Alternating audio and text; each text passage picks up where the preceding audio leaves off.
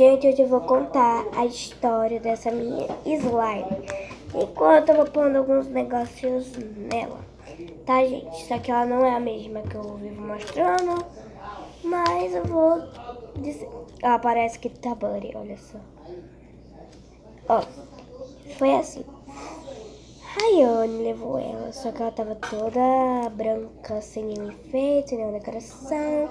Aí foi uma luta pra Rayane nessa slime entre Lois e ela. Mas no fim ficou só eu e Rayane com a slime. Tava toda branca, sem nada, aí ela tava um pouquinho grudenta. E quebradiça ao mesmo tempo.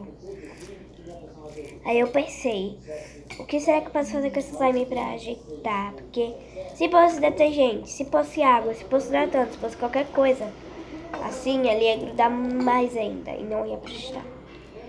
E se colocasse alguma coisa pra ficar um pouquinho durinha, ela ia ficar mais quebradiça.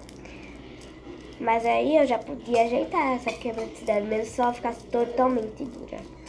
Então, eu dei um jeito que ela ficou super boa. E como foi esse jeito? Eu passei um bocado de tempo mexendo, até ela deixar de ficar grudenta. Passei glitter dourado, passei também piloto de quadro, até ela pegar a cor. Olha, ficou uma cor muito bonita, né?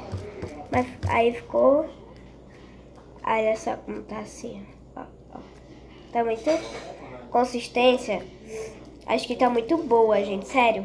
Tá parecendo que ela tá buddy. Quem já pegou em slime buddy deve saber, ó, que... Vou fazer aqui um jeito, um negócio de slime buddy, gente. Vou pegar aqui um pouquinho. Ó, deve saber, gente, que slime buddy, ela não faz a bolha tão direito, não. Só algumas que fazem. Que são aquelas mais, né? Olha só, gente, buddy nem sempre faz a bolha direito. Quando ela tá um pouquinho grudentinha, olha, ela não faz tão direito a bolha.